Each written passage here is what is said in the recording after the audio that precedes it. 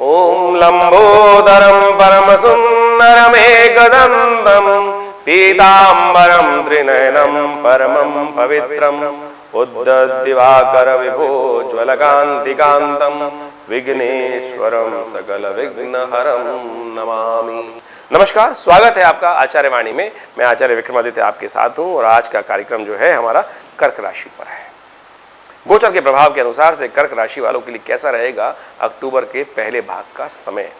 अक्टूबर में कई ग्रहों का परिवर्तन का योग बन रहा है। इस पहले भाग में ही देखिए आपकी राशि के स्वामी चंद्रमा है और वो तो परिवर्तन की तरफ जाते ही, लेकिन मंगल ग्रह सबसे महत्वपूर्ण है। आपकी राशि के अनुसार से नहीं बात करें तो आपके राज्य भाव का, सम्मान का, और साथ साथ कर्क राशि वालों के लिए बुद्धि का भी स्वामी है। ये होने जा रहे हैं, ये परिवर्तन करने जा रहे हैं अपनी राशि को। तुला में प्रवेश करेंगे, आपके चतुर्थ भाव में जाएंगे, बहुत महत्वपूर्ण प्रभाव उत्पन्न करेंगे, लेकिन थोड़े कमजोर हो गए हैं। अब इनको शक्ति देने की आवश्यकता है। अगर शक्ति नहीं हुई तो ये पूरा लाभ जितना होना चाहिए था नहीं दे पाएंगे, इस बात को समझ लें। वैसे हमने अलग से एक वीडियो बनाया है इनके ऊपर, पूरा का पूरा जो तुला इनकी आपकी राशि संबंध है, लेकिन आप भी समझ लें इन दिनों में क्या कुछ रहेगा। साथ साथ बुध का परिवर्तन भी होने की बन रहे हैं और 1 अक्टूबर को ही बुध परिवर्तन की तरफ जा रहा है। और ऐसे में बुध का परिवर्तन का योग कैसा रहेगा आपके लिए, ये भी आपको महत्वपूर्ण समझ लेना चाहिए। बुध आपकी राशि के स्वामी, विशेष तौर पे बहुत जगह के स्वामी हैं। बुध आपके पराक्रम के स्वामी हैं। बुध आपकी राशि के अनुसार से पराक्रम में क्या, मंगल वैसे ही निस्तेज है, बुध बदलने की तरफ जा रहे हैं, फिर अस्त भी हो जाएंगे। ऐसे में क्या कुछ आपको सावधान रहना है, ये सब बातें आपको समझते हुए कार्य करना है।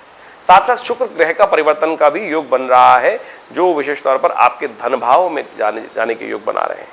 ऐसे में उनका प्रभाव कैसा रहेगा आपके लिए, आपकी लग्न राशि में प्रवेश करेंगे शुक्र महाराज। विशेष तौर पर वो क्या कुछ स्थिति आपके लिए उत्पन्न करेंगे, जो आपके लग्न से निकलकर द्वितीय भाव में जाएंगे, धन भाव में, वो कैसी स्थिति उत्पन्न करेंगे, वो सब आपको सिलसिलेवार तरीके से समझने की आवश्यकता है। और अक्टूबर में जो श्राद्ध चल रहे हैं, कब कौन सी तिथि कौन से श्राद्ध के लिए प्रशस्त है, बहुत सारे लोगों के मन में क्या भ्रांति रहती है, कोई कुछ बता रहा है, कोई कुछ बता रहा है।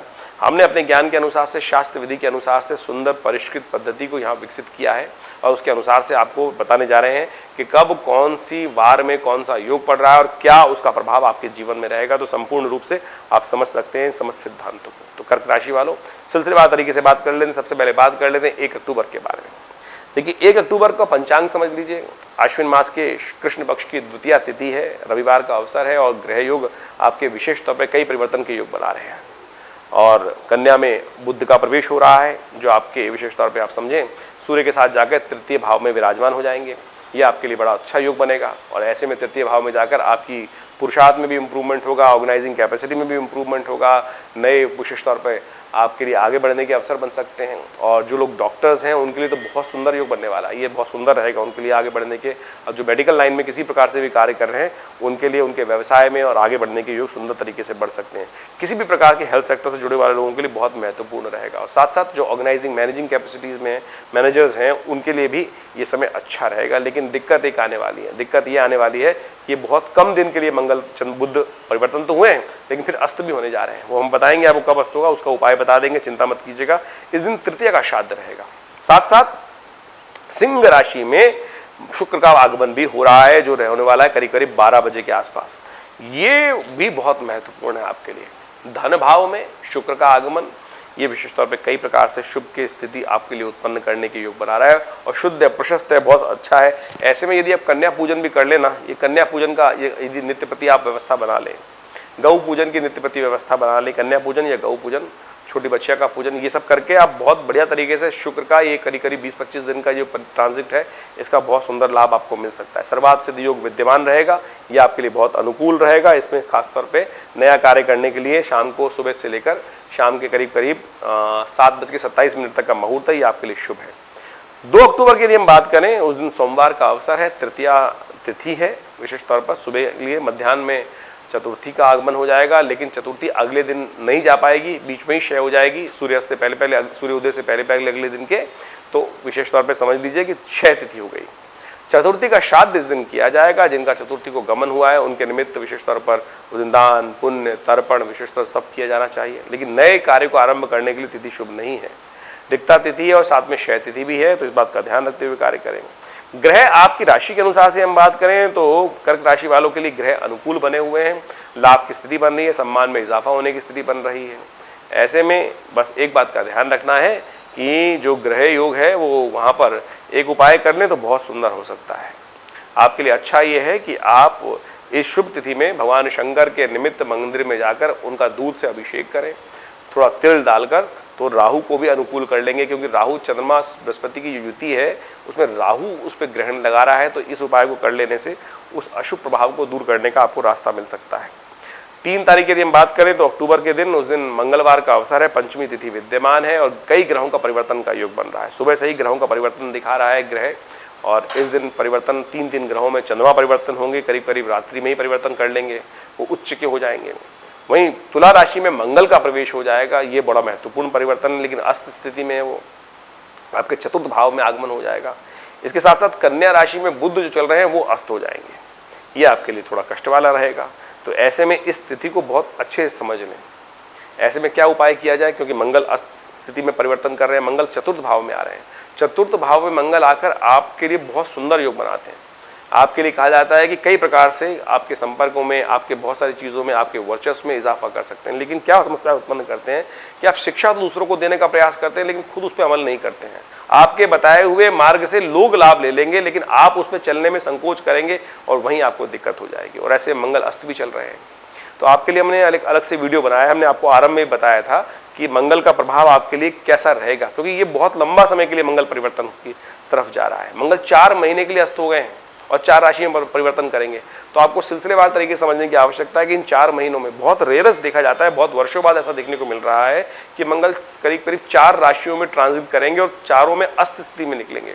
इस वक्त आपके लिए मंगल का परिवर्तन बहुत महत्वपूर्ण है, तो आप अच्छे से समझ भी लीजिएगा, लेकिन उसका उपाय करने की जरूरत है आपको। ऐसे में क्या उपाय किया जाए, हमने आज विवेकानंद योगाश्रम में सुंदर तरीके से इनके उपाय के निमित्त एक यज्ञ रखा है, जो रहेगा शाम को, विशेष तौर पर ग्रह शांति महायज्ञ। उसमें मंगल ग्रह के, बुध ग्रह के विभिन्न मंत्रों का जप रहेगा, यज्ञ रहेगा, साथ साथ सुंदरकांड की सुंदर व्यवस्था रहेगी। हमारे हनुमान जी की सिद्ध प्रतिमा है, उनको चोला चढ़ाया जाएगा। और विवेकानंद योगाश्रम दिल्ली में सुंदर कार्यक्रम है, शाम को 6 बजे से लेकर रात्रि में 9 बजे भंडारे के साथ रहेगा। आप भी उस यज्ञ में सम्मिलित हो सकते हैं और सुंदर तरीके से अपने नाम से भी उस यज्ञ में आहुतियां प्रवृत्त करा सकते हैं। उसके लिए फोन नंबर स्क्रीन पर चल रहा है, उस पर आप बात कर अपने स्थान को आरक्षित कर सकते हैं। 4 अक्टूबर की हम बात करें तो उस दिन बुधवार का अवसर, कन्या विशेष तौर पे हम बात करें षष्ठी तिथि विद्यमान है। षष्ठी का शास्त्र उस दिन सुंदर तरीके से रहेगा। ग्रह गणना आपके अनुकूल दिखाई देती है और ये गणना आपके लिए विशेष तौर पे चंद्रमा का परिवर्तन आपके लिए लाभ के संकेत दे रहा है। ऐसे में यदि सुंदर तरीके से आप संत महात्माओं की सेवा कर लें, उनको दूध इत्यादि पिलाएं और खासतौर पे उनको चावल इत्यादि का दान करें, तो और शुभ स्थिति बन सकती है ग्रह योग के अनुसार से। 5 अक्टूबर का ग्रह गणना समझ लीजिए, उस दिन बृहस्पतिवार का अवसर, सप्तमी तिथि विद्यमान है और सप्तमी का श्राद्ध उस दिन करना शास्त्र के अनुसार से सिद्ध माना जाता है। और साथ साथ उस दिन सर्वार्थ सिद्ध योग भी विद्यमान है, जो सुबह से लेकर करीब करीब आप माने शाम के करीब करीब 7 बजे तक विद्यमान रहेगा। तो इसका लाभ नए कार्य आरंभ करने में आप ले सकते हैं। ग्रहों का परिवर्तन जो हो रहा है वो विशेष तौर पर थोड़ा भारी है आपके लिए, ध्यान रखिएगा। स्वास्थ्य का विशेष तौर पर ध्यान रखना है, अननेसेसरी खर्चे नहीं करने हैं, अननेसेसरी के जुर्माने आपके जिम्मे पड़ सकते हैं, ये आपके लिए अनुकूल नहीं रहेगा। ध्यान रखते हुए कार्य करना है। जो भी कार्य करें लीगल लेवल में रखते हुए करें, हल्का सा भी विशेष तौर पर जो किसी भी प्रकार से जो लीगल नहीं है उसको ना करें, नहीं तो जुर्माना पड़ सकता है। ऐसे ग्रह योग बन रहे हैं, तो न्याय के सत्संग में, न्याय के संगत में रहते हुए कार्य करना आपके लिए बहुत जरूरी है। गलत संगतों, लोगों की संगत त्यागना बहुत जरूरी है, ऐसा ध्यान रखते हुए कार्य करें। यदि 6 अक्टूबर की हम बात करें तो 6 अक्टूबर के हिसाब से आप समझ लें, शुक्रवार का अवसर है, सप्तमी और अष्टमी का शुभ योग बन रहा है। सप्तमी केवल आधी घड़ी के लिए विद्यमान रहेगी, उसके बाद अष्टमी का आगमन हो जाएगा और ये तिथि बेहद खास है। अष्टमी का श्राद्ध इस दिन रहेगा, कालाष्टमी तिथि मानी जाती है।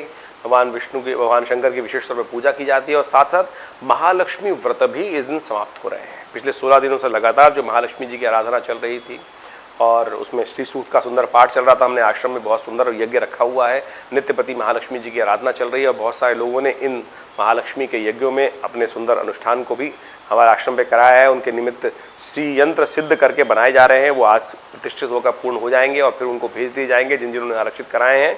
और उनके निमित्त यदि वर्ष भर जो साथ में रखेंगे, शुद्धि सूतक का ध्यान रखते हुए, पवित्रता का ध्यान रखते हुए नित्यपति उनका पूजन करेंगे, तो महालक्ष्मी का आशीर्वाद पूरे वर्ष तक उन घरों में सुंदर तरीके से रहेगा।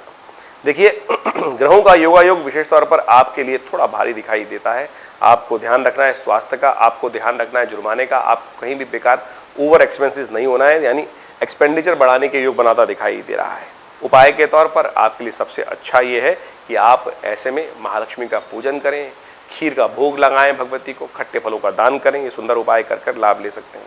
वहीं 7 अक्टूबर की यदि हम बात करें तो उस दिन शनिवार का अवसर है, अष्टमी तिथि उदयात तिथि के रूप में विद्यमान है, नवमी का आगमन हो जाएगा, ग्रहों का परिवर्तन का योग बनेगा। सुबह का समय थोड़ा भारी रहेगा, शाम के समय परिवर्तन की स्थिति आपके लिए पॉजिटिव रहेगी। तो महत्वपूर्ण कार्य को शाम को 5 बजे के 20 मिनट के बाद टालने का प्रयास कीजिए। महत्वपूर्ण डिसीजन इन्वेस्टमेंट जो प्लान बना रहे हैं, कोई मीटिंग करनी है तो उस शाम के समय करने का प्रयास कीजिए। नौमी का श्राद्ध इस दिन प्रशस्त कहा जाता है कि नौमी तिथि के निमित्त जिनका गमन हुआ है उनके निमित्त श्राद्ध रहेगा। 8 अक्टूबर को ग्रह गणना देखें तो रविवार का अवसर, नौमी तिथि विद्यमान है, दशमी का श्राद्ध इस दिन होगा। सुबह से ही सर्वार्थ सिद्ध योग सुंदर तरीके से बना हुआ है। ग्रह योग आपके अनुकूल दिखाई देते हैं और आपके लिए लाभ के संकेत हो सकते हैं, लेकिन फिर भी थोड़े खर्चे, आपके जुर्माने लगातार बनते रहेंगे। आपके मनोनुकूल में पॉजिटिव चेंजेस रहेंगे, लेकिन ध्यान रखते हुए कार्य करेंगे तो उसका लाभ आपको मिल सकता है, लेकिन फिर भी थोड़ा खर्चा समय ज्यादा दिखाई देता है। उन सब चीजों का ध्यान रखना है। 9 अक्टूबर की यदि हम बात करें तो सोमवार का अवसर, दशमी तिथि विद्यमान है और ग्रहों का परिवर्तन का योग बनता दिखाई दे रहा है। यह परिवर्तन आपके लिए बहुत सुंदर योग बना रहा है। शुक्र के साथ चंद्रमा का योग बन जाएगा और यह आपके लिए शुभ लाभ की स्थिति उत्पन्न करेगा। माँ के आशीर्वाद से आपकी माता पिता जितने आपसे प्रसन्न रहेंगे, उनका आशीर्वाद जितना मिलेगा, उनके प्रति जितने दायित्वों का निर्वाह आप करेंगे वो बहुत सुंदर रहेगा आपके लिए। दिन का आरंभ भी माता जी के पिताजी के आशीर्वाद से करना आपके लिए बहुत सुंदर दिखाई देता है।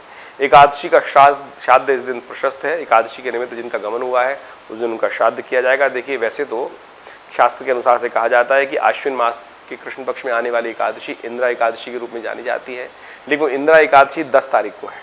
तो कहा जाता है इंदिरा एकादशी के दिन अपने पितरों के निमित्त जो भी श्राद्ध कर्म इत्यादि किए जाते हैं, वो खासतौर पर जो भी पुण्य कार्य किए जाते हैं, दान पुण्य किए जाते हैं, तीर्थ में जाकर तर्पण किया जाता है, वो समस्त प्रकार के भूले बिसरे पितृ भी हैं, उनकी भी तृप्ति का मार्ग प्रशस्त कर देता है। शास्त्र में इतनी सुंदर कथा उसके लिए विद्यमान है। तो आप अवश्य अपने पितरों के निमित्त तर्पण इत्यादि इन दोनों तिथियों में अवश्य करने का प्रयास कीजिए। कल्याण के योग बनेंगे, सुंदर रहेगा। लेकिन भद्रा विद्यमान है। नए कार्य के लिए ध्यान रखें, 9 अक्टूबर को नए कार्य करने के लिए दिन अच्छा नहीं दिखाई देता। दोपहर के बाद उसमें योग बनते दिखाई दे रहे हैं। 10 अक्टूबर को मंगलवार का अवसर, एकादशी तिथि है। इस दिन श्राद्ध नहीं है, लेकिन इंदिरा एकादशी वैष्णव के अनुसार से रहेगी। इस दिन चावल का खाना नहीं चाहिए, व्रत करना चाहिए। अपने पितरों के निमित्त दान पुण्य तर्पण अवश्य करना चाहिए। द्वादशी का श्राद्ध अगले दिन रहेगा, लेकिन इंदिरा एकादशी के दिन विशेष तौर पर अपने पितरों के निमित्त दान पुण्य तर्पण सब करने की सुंदर व्यवस्था बनानी चाहिए। हमने विवेकानंद योगाश्रम में सुंदर व्यवस्था रखी हुई है। जो लोग अपने घर में किसी न किसी कारण तर्पण श्राद्ध इत्यादि कर्म नहीं करा पा रहे हैं, वो आश्रम पर गायत्री का यज्ञ अपने पितरों के निमित्त करा सकते हैं इन श्राद्धों में। साथ साथ अपने पितरों के निमित्त ब्राह्मण भोजन तर्पण के अंदर की वैदिक ब्राह्मणों के द्वारा सुंदर व्यवस्था है। आप सबके सामने फोन पे नंबर चल रहे हैं, फोन नंबर, इन पे आप संपर्क साध कर अपना स्थान इस सेवा का लाभ ले सकते हैं। हमारा आश्रम दिल्ली में विवेकानंद योगाश्रम है। दिल्ली में बहुत बड़ा संस्थान है, पिछले करीब 70 सालों से कार्य कर रहा है। 1960 के दशक से ये आश्रम बना हुआ है। हमारे पिता आचार्य श्री केशव देव जी महाराज के सानिध्य में ये आश्रम स्टैब्लिश हुआ और यहाँ बहुत सारे समाज की सेवा के कार्य किए जाते हैं, बहुत सारे सेवा भाव रखे जाते हैं। बहुत बड़ी गौशाला है आश्रम के अंतर्गत, बहुत भंडारे चलते हैं। रविवार को बहुत विशाल भंडारा होता है, मंगलवार के दिन सुंदरकांड का सुंदर पाठ होता है। नित्यपति हर रोज़ करीब 8 घंटे यज्ञ रहता है आश्रम पर। आप भी हर रविवार को उस यज्ञ में भाग ले सकते हैं। इसके अलावा माँ भगवती की दिव्य प्रतिमा है जो 1947 में मुल्तान से हमारे आश्रम पे पधारी, वो प्रतिष्ठित हैं। बहुत चमत्कारी 400 साल पुरानी प्रतिमा है, भगवती की चमत्कारी प्रतिमा है और उनका दर्शन कर लेने मात्र से समस्त कष्ट दूर होते हैं। और दिल्ली में ये विवेकानंद हॉस्पिटल योगाश्रम 100 बेड का योग प्राकृतिक चिकित्सा का हॉस्पिटल है जो कार्य क्षेत्र में है। भारत सरकार के साथ मिलकर कार्य करते हैं हम लोग और बहुत सारे शोध कार्य करीब 100 पुस्तक के आश्रम की तरफ से प्रकाशित हैं जो भारतीय पराविद्याओं पर है। तो ये बहुत सारे कार्य हैं, हम समय समय पर करते रहते हैं। आप भी विवेकानंद योगाश्रम से जुड़े, समस्त जानकारी के लिए नीचे फ़ोन नंबर दिए हुए हैं, उनसे संपर्क साध सकते हैं। धन्यवाद, नमस्कार।